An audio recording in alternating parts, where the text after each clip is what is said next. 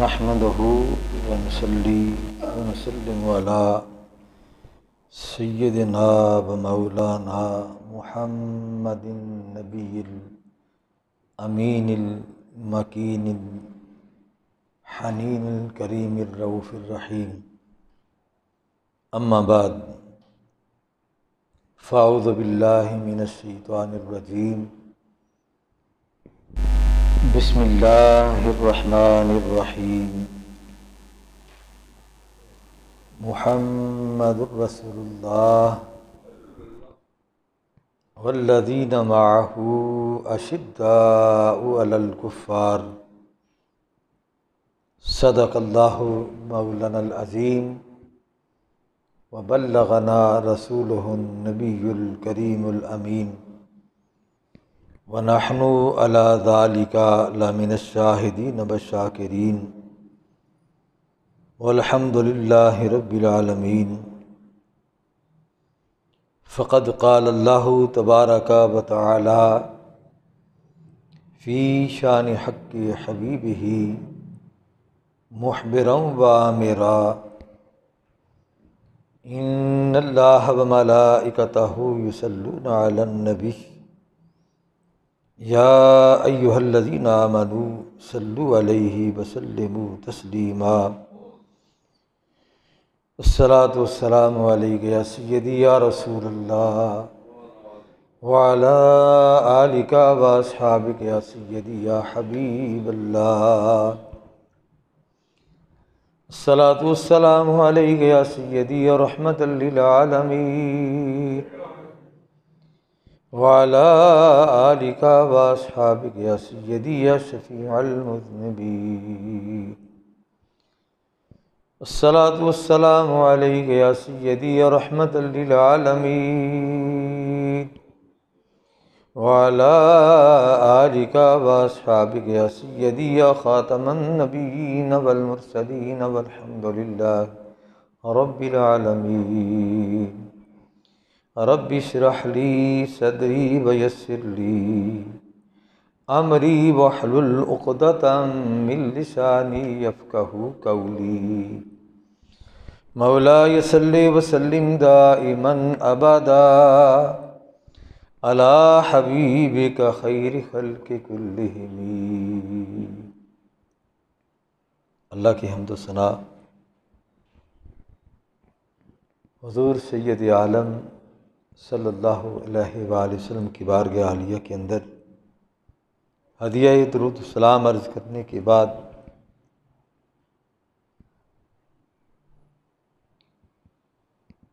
اس عشرے کی مناسبت سے، بلکہ آج کا دن جو ہے اسی کی مناسبت سے، اس مختصر سے وقت کے اندر ہم امیر المومنین و خلیفۃ المسلمین مراد رسول خلیفہ ثانی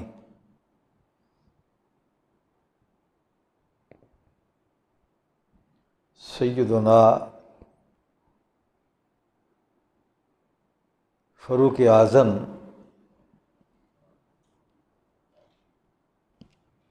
رضی اللہ تعالی عنہ کے چند شخصی فضائل بیان کرنے کی اور سننے کی جسارت کریں گے.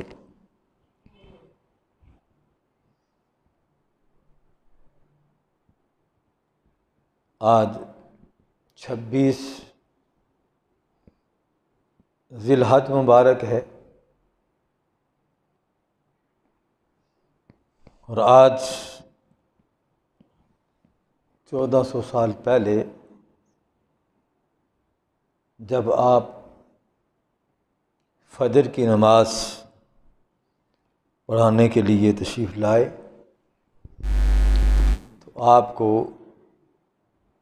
شدید زخمی کر دیا گیا اور آپ اسی شدت کی وجہ سے انہی زخموں کی تاب نہ لاتے ہوئے بخلاف روایات یکم محرم الحرام یا 2 محرم الحرام کو آپ اپنے خالق حقیقی سے جا ملے، آپ شہید ہو گئے۔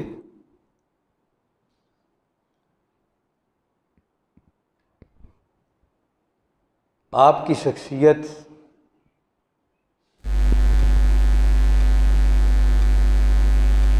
جیسا کہ میں نے پچھلے جمعہ مبارک کے موقع پر عرض کیا تھا کہ رب کائنات نے مختلف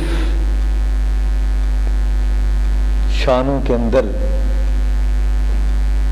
کسی نہ کسی ہستی کو اس شان کے اندر ممتاز فرمایا۔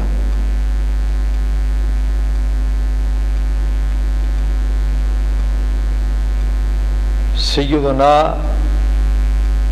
ابو بکر صدیق رضی اللہ تعالی عنہ آپ مائیت حضرت محمد مصطفیٰ صلی اللہ علیہ وآلہ وسلم میں ممتاز ہوئے،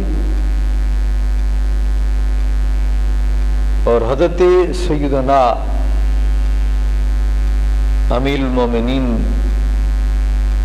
فاروق اعظم رضی اللہ تعالی عنہ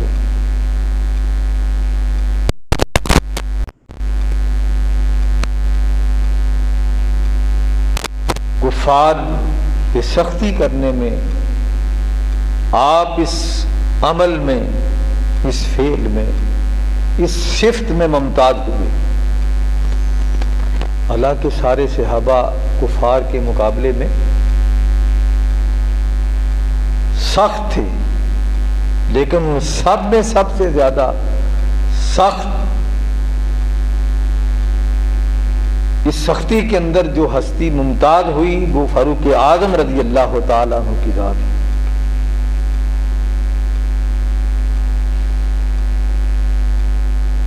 اور آپ کا وہ واقعہ کہ جب آپ نبی کریم صلی اللہ علیہ وآلہ وسلم کی غلامی کے اندر شامل ہوئے، اس سے قبل نبی کریم رؤوف الرحیم صلی اللہ تعالی علیہ وآلہ وسلم اور دیگر صحابہ کرام جن کا عدد 39 کو پہنچ چکا تھا، وہ تنہا یا اپنے گھروں کے اندر چھپ کے نماز پڑھتے تھے، اور نبی کریم صلی اللہ تعالی علیہ وآلہ وسلم نے اللہ کی بارگاہ کے اندر دعا کی کہ باری تعالی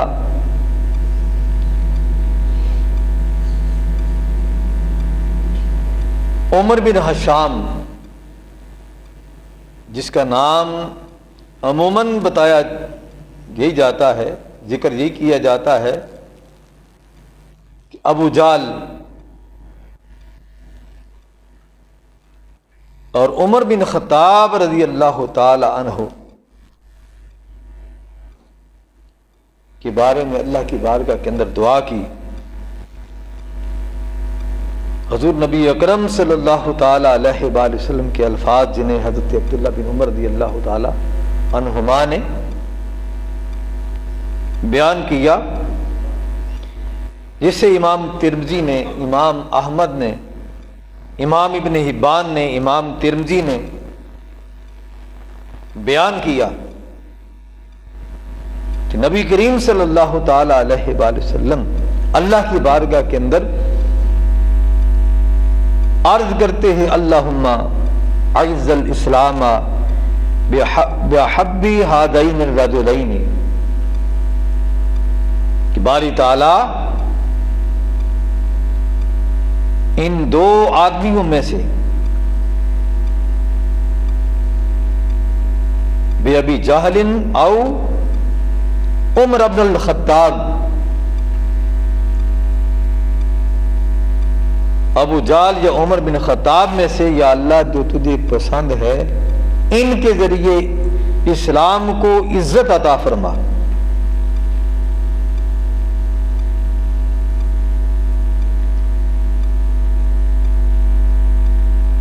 علماء کہتے ہیں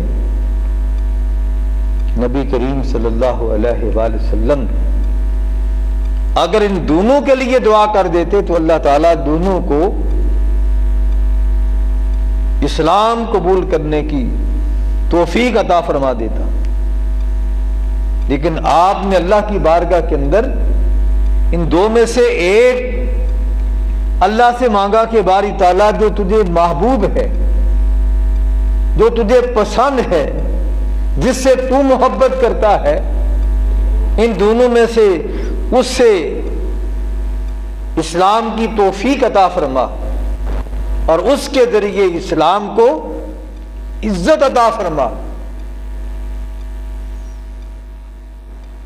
نبی کریم صلی اللہ تعالی علیہ وآلہ وسلم کی یہ دعا جن کے حق میں قبول ہوئی وہ حضرت عمر بن خطاب رضی اللہ تعالیٰ عنہ کی ذات ہے۔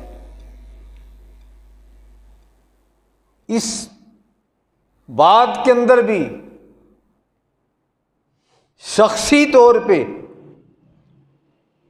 جس ہستی کو یہ شرف ملا، باقی سارے میرے مصطفیٰ کے مرید ہیں، تنہا حضرت سیدنا عمر فاروق رضی اللہ تعالیٰ عنہ یہ مراد رسول ہے، جنہیں اللہ کے محبوب نے اللہ سے مانگ کے لیا ہے کہ باری تعالیٰ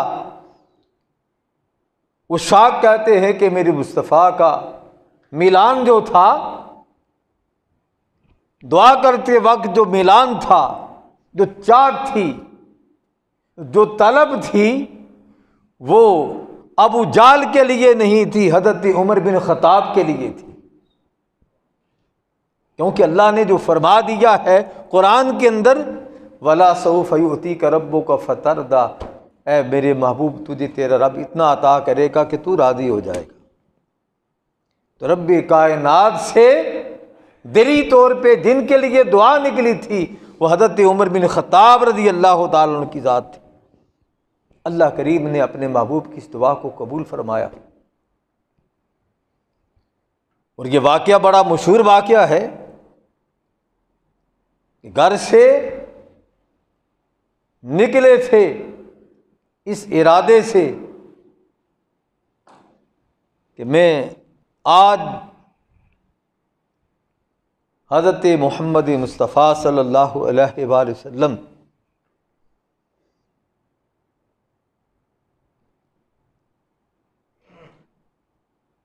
کو شہید کرنے کے لیے جا رہا ہوں۔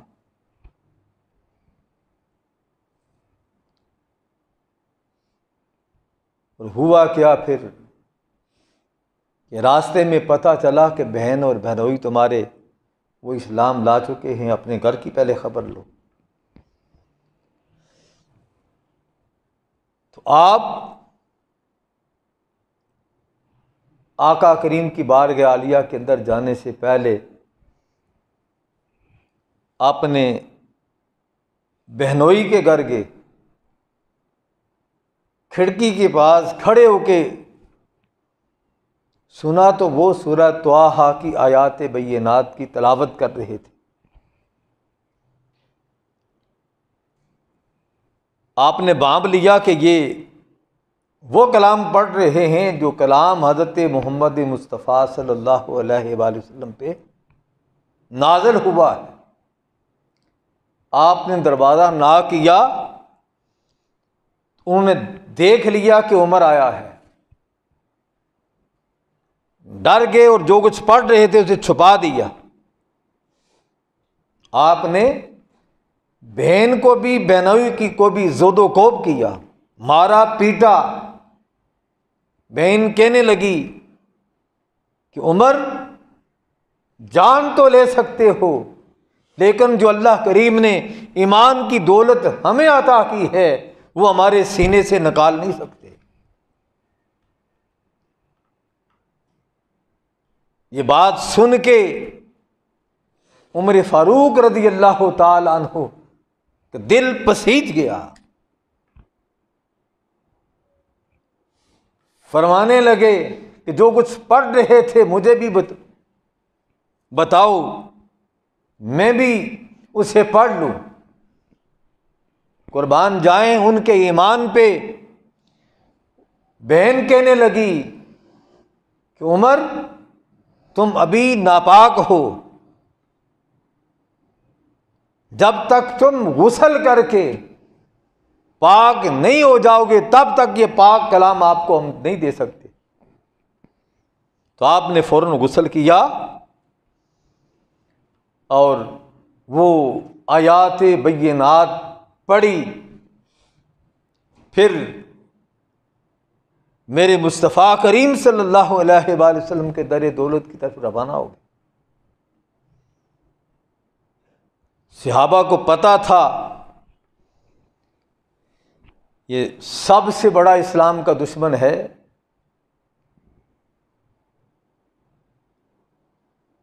تو حضرت امیر حمزہ نے جب دیکھا کہ اگر عمر صحیح ارادے سے آیا ہے تو پھر آئے، ورنہ اس کی تلوار سے اسی کا کام تمام کر دیا جائے گا۔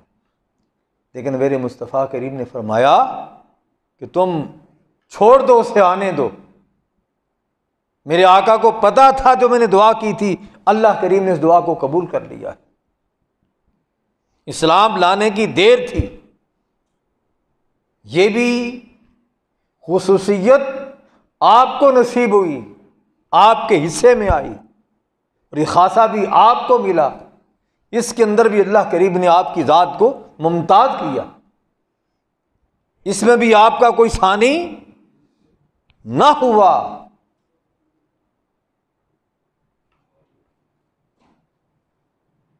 جب آقا کریم کی غلامی کے اندر آگے 39 صحابہ تھے، آپ کے آنے سے 40 کا عدد پورا ہوا، تو آپ عرض کرنے لگے میرے آقا کیا آپ حق پر نہیں ہیں؟ جو کچھ آپ لے کے آئے ہیں کیا یہ حق نہیں ہے؟ فرمایا یہ سب کچھ حق ہے، ہم حق پہ ہیں۔ تو فرمایا پھر چھپ کے کیوں عبادت کریں؟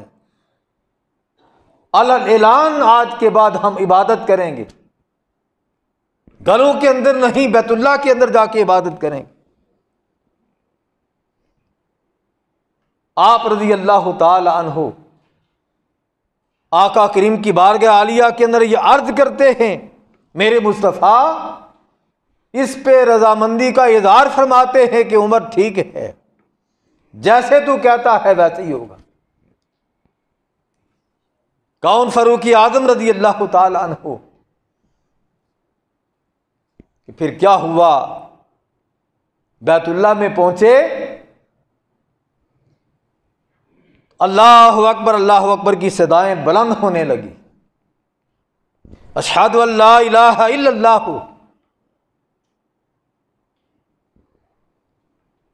کفار کے اندر ایک کھلبلی سی مچ گئی کہ ہوا کیا ہے؟ آج کعبۃ اللہ سے اللہ کی وحدانیت کی آواز آ رہی ہے، اور اشہد ان محمد رسول اللہ، کہ محمد صلی اللہ علیہ وآلہ وسلم اللہ کے رسول ہیں۔ یہ کون ہے جسے اتنی جرأت ہوئی ہے، جس نے اتنی بڑی جسارت کی ہے؟ یہ ہے کون؟ آپ ہم سے اس سے کوئی بچا نہیں سکے گا، اس کا خاتمہ کر دیں گے۔ جب مشرکین اور کفار بیت اللہ کی طرف آتے، ادھر دیکھتے کہ عمر فاروق کھڑا ہے، تو دیکھ کے واپس لوٹ جاتے۔ آپ کی ایسی ہیبت تھی، ایسی دہشت تھی، اللہ کریم نے بھی قرآن کے اندر فرما دیا اشداء علی الکفار، وہ کفار پر بڑے سخت ہیں۔ یہ سختی پہلے دن سے ہی آپ کے حصے کے اندر آئی کہ کافرو آؤ، جس نے اپنے بچوں کو یتیم کرنا ہے، اے مشرکین مکہ آؤ جس نے اپنی بیوی کو بیوہ کرنا ہے، آؤ جس نے اپنا گھر اجاڑنا ہے۔ اب عمر اسلام لا چکا ہے، کون؟ عمر فاروق رضی اللہ تعالی عنہ، حضور سید عالم صلی اللہ تعالی علیہ وآلہ وسلم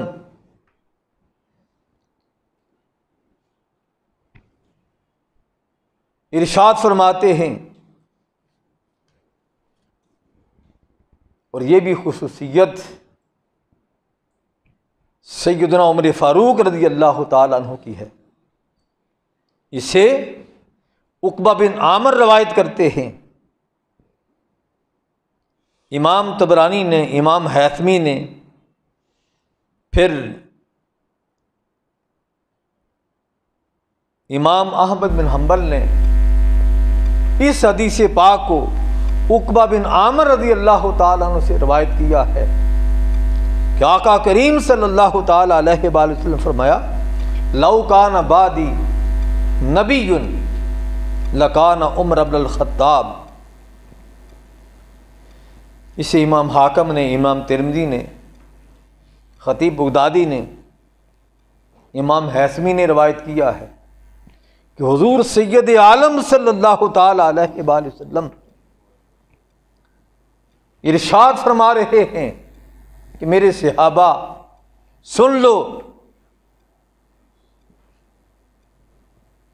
اگر میرے بعد نبوت کا سلسلہ جاری رہتا، یہ سلسلہ مجھ پہ ختم نہ ہو جاتا، میں آخری نبی نہ ہوتا، میرے بعد اگر کسی کو نبوت کا منصب ملتا، میرے بعد کوئی نبی ہوتا، لو کان عمر بن الخطاب رضی اللہ تعالی عنہ، وہ عمر بن خطاب رضی اللہ تعالی عنہ ہوتے۔ یعنی آقا کریم صلی اللہ علیہ وآلہ وسلم ان کے مقام و منصب کو بیان کر رہے ہیں، ان کی اس خصوصیت کو بیان کر رہے ہیں جو اللہ کریم نے حضرت عمر بن خطاب رضی اللہ تعالی عنہ کے سوا کسی اور کے اندر وہ خصوصیت نہیں رکھی، عمومیت۔ میں نے پہلے عرض کیا کہ کفار کے مقابلے میں سارے صحابہ سخت تھے، لیکن سب سے زیادہ سختی جس ہستی کے اندر تھی وہ عمر بن خطاب رضی اللہ تعالی عنہ کی ذات ہے۔ اور کون؟ عمر بن خطاب رضی اللہ تعالی عنہ۔ آپ فرماتے ہیں حضور سید عالم صلی اللہ تعالی علیہ وآلہ وسلم آپ کی بارگاہ عالیہ کے اندر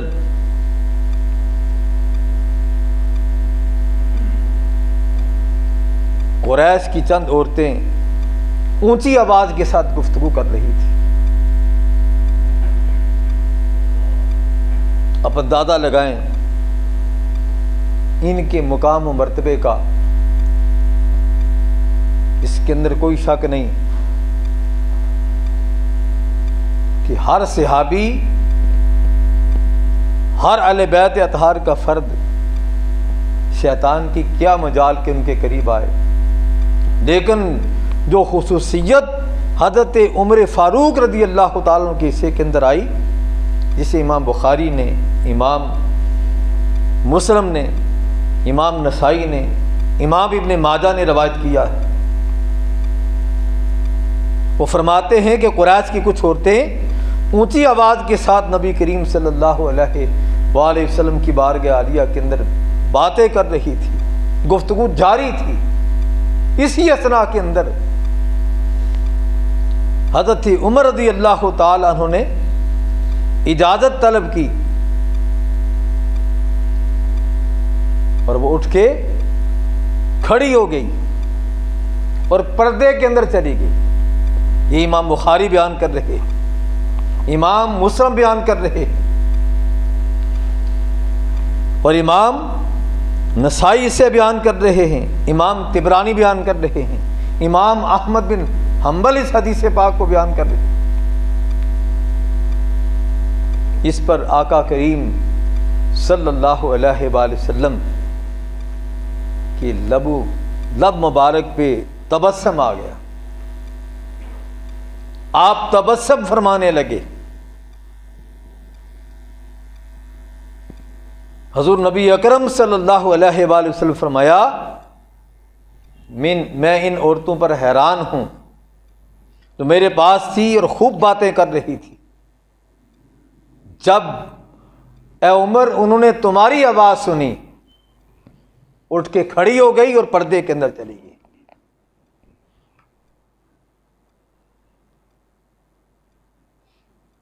حضرت عمر رضی اللہ تعالی عنہ نے عرض کیا، یا رسول اللہ آپ زیادہ حقدار ہیں کہ یہ آپ سے ڈریں۔ پھر حضرت عمر رضی اللہ تعالی عنہ فرمایا، اے اپنی جان کی دشمنوں، تم مجھ سے ڈرتی ہو، حضور نبی اکرم صلی اللہ علیہ وآلہ وسلم سے نہیں ڈرتی؟ عورتوں نے جواب دیا، ہاں آپ حضور نبی اکرم صلی اللہ علیہ وآلہ وسلم کے مقابلے میں زیادہ سخت ہیں۔ حالانکہ آقا کریم صلی اللہ علیہ وآلہ وسلم کفار کے مقابلے میں سب سے زیادہ سخت ہیں تھے، لیکن وہ عورتیں حضرت عمر رضی اللہ تعالیٰ عنہ کو جواب دے رہی ہیں کہ عمر آپ نبی کریم صلی اللہ علیہ وآلہ وسلم کے مقابلے میں زیادہ سخت ہیں، سخت گیر اور سخت دل ہیں۔ حضور نبی اکرم صلی اللہ علیہ وآلہ وسلم فرمایا، اے ابن خطاب اس بات کو چھوڑو، قسم ہے اس ذات کی جس کے قبضہ قدرت میں میری جان ہے، کیا عمر بے شک جس راستے پہ تم چلتے ہو شیطان وہ راستہ بدل دیتا ہے، تیرا راستہ چھوڑ دیتا ہے۔ یہ شان ہے حضرت سیدنا عمر فاروق رضی اللہ تعالی عنہ کی، یہ نہیں بلکہ متعدد آیات بینات۔ آپ ادھر نبی کریم صلی اللہ علیہ وآلہ وسلم کی بارگاہ عالیہ کے اندر مشورہ عرض کرتے، ادھر جبریل امین وحی لے کے مصطفیٰ کریم کی بارگاہ عالیہ کے اندر حاضر ہو جاتے کہ میرے مصطفیٰ جس طرح عمر نے کہا ہے اللہ کی بھی منشا یہی ہے، اللہ بھی یہی چاہتا ہے۔ حتیٰ کہ کون نہیں جانتا کہ عبداللہ بن ابی راس المنافقین، یہ وہ منافق ہے کہ جو بدر کے دن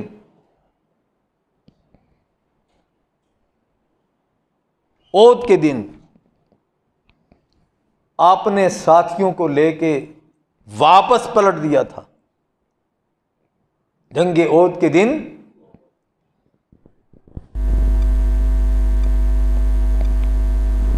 اور جب کبھی اسے موقع ملتا نبی کریم صلی اللہ علیہ وآلہ وسلم کی ہجرت کرتا، حتیٰ کہ جس دراز گو پہ آقا کریم جلوہ فرمایا کرتے تھے، سواری کیا کرتے تھے، اس کے بارے میں کہتا کہ اسے بدبو آتی ہے، تو صحابہ کرام فرماتے بدبخت اس کے پیشاب سے، یہ اس کا پیشاب، اس کے اندر اللہ نے یہ خصوصیت کی ہے کہ وہ خوشبو والا ہے اور تو بدبو والا ہے، اس کا پیشاب تو سے بہتر ہے۔ جس دراد گو پہ مصطفیٰ سواری فرماتے ہیں، اس قدر اسلام کا بڑا دشمن مصطفیٰ کریم صلی اللہ علیہ وآلہ وسلم کی مخالفت کرنے والا مرنے لگا تو انہیں آقا کریم کی بارگاہ عالیہ کے اندر درخواست پیش کی کہ جس وقت میں فوت ہو جاؤں تو آپ نے اپنا قمیض بھی عطا فرمانا ہے اور میرا جنازہ بھی پڑھانا ہے، تاکہ میں اس سے برکت حاصل کر سکوں۔ اب ایک منافق کا بھی عقیدہ یہ ہے کہ جو چیز نبی کے جسم سے بس ہو جاتی ہے اللہ کریم نے اس کے اندر برکت رکھی ہے۔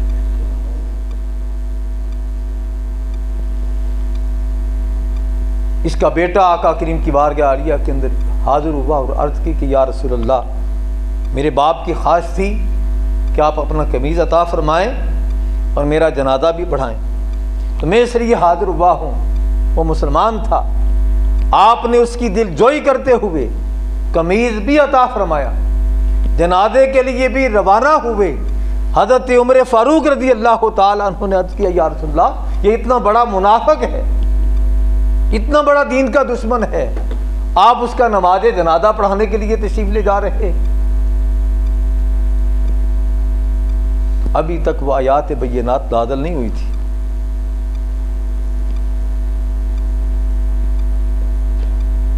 تو آقا کریم صلی اللہ علیہ وآلہ وسلم فرمایا عمر، مجھے اللہ کی طرف سے منع نہیں کیا گیا، اور اگلی جو بات تھی میرے مصطفیٰ اس حکمت سے واقف تھے، اس سے میرا جنازہ پڑھانے سے فائدہ نہیں ہوگا، اس کا جنازہ اس لیے نہیں پڑھا رہا کہ اسے فائدہ ہوگا کیونکہ اللہ رسول کا یہ دشمن ہے، اور اللہ کا اعلان ہے کہ محبوب جو تیرا دشمن ہے اس کا میرے ساتھ بھی کوئی تعلق نہیں، جو تجھ سے بغض رکھتا ہے وہ لاکھ کلمہ پڑھے اس کے کلمے کا کوئی اعتبار نہیں ہے۔ لیکن حکمت یہ تھی کہ یہ جنازہ پڑھانے کی دیر تھی، سینکڑوں کی تعداد میں اس کے قبیلے کے لوگوں نے اسلام کے اندر داخل ہونا تھا، یہ چھپی ہوئی حکمت تھی۔ لیکن آپ نے فرمایا عمر، مجھے اللہ کی بارگاہ سے ابھی منع نہیں کیا گیا۔ جب اس منافق کا جنازہ پڑھا چکے، ادھر مشورہ دیا تھا حضرت سیدنا عمر فاروق نے کہ ان کا جنازہ نہ پڑھائیں، اللہ کریم نے جبریل امین کو وحی دے کے بھیج دیا، میرے مصطفیٰ ان کی قبروں پہ کھڑا نہ ہوا کرو، ان کے لیے استغفار نہ کیا کرو، اگر یہ آپ کے جو گستاخ اور بے ادب ہیں آپ ان کے لیے 70 مرتبہ بھی استغفار کریں گے اللہ تعالیٰ ان کی بخشش نہیں فرمائے گا۔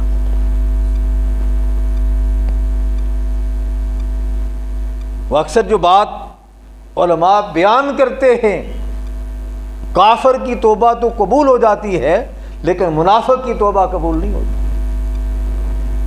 منافق کبھی بھی جو بات کرتا ہے اسے نہ حق سمجھ کے نہیں کرتا، حق سمجھ کے کرتا ہے، اس سے صحیح سمجھ کے بات کرتا ہے کہ جو بات میں کر رہا ہوں یہ سچی ہے، اس کے اندر حقیقت ہے۔ تو سیدنا عمر فاروق رضی اللہ تعالیٰ عنہ، آپ کی ذات وہ ذات ہے جنہوں نے ایک نیا سسٹم متعارف کروایا۔ اس پہ ایک بڑی لمبی بحث ہے۔ یہ سن ہجری جو ہے اس کا آغاز بھی آپ سے ہوا، جیل سسٹم جو ہے یہ بھی آپ نے کیا، اور یہ جو امام مؤذن کی تنخواہ ہیں یہ بھی آپ کے زمانے اقدس کے اندر مقرر ہوئی۔ مسجدوں کے اندر روشنی کا کوئی اہتمام نہیں ہوتا تھا، مسجدوں کے اندر روشنی کا اہتمام بھی آپ نے کیا۔ یہ پولیس کا محکمہ جو ہے یہ بھی آپ کے زمانے کے اندر قائم ہوا، مکمل عدالتی نظام جو ہے یہ بھی آپ نے قائم کیا، اور پھر آپ کے دور کے اندر ہی جو جج کرپٹ ہوتے تھے انہیں سزا بھی آپ کے دور کے اندر ہی ججوں کو سزا دی گئی، جو کرپٹ جج تھے، جو انصاف کے تقاضے نہیں پورے کرتے تھے ان کو سزا دلوانے کا قانون بھی آپ نے رائج کیا۔ اور احتساب کا عمل بھی آپ کے دور اقدس کے اندر ہوا۔ ایک لمبی فہرست ہے، ہمارا وقت ہو چکا ہے۔ اللہ کریم کے دعا ہے کہ اللہ کریم آپ نے محبوب کے صدقے آقا کریم کے تمام صحابہ کرام رضوان اللہ علیہم اجمعین سے اہل بیت اطہار کے ساتھ سچی محبت عطا فرمائے، کیونکہ اگلا جمعہ محرم اور حرام میں آئے گا تو انشاءاللہ عزیز اس میں ہم ذکر اہل بیت کریں گے۔ اللہ اپنے محبوب کے صدقے ہمیں ان ہستیوں کے ساتھ وابستہ رہنے کی توفیق عطا فرمائے۔ وآخر دعوانا الحمدللہ۔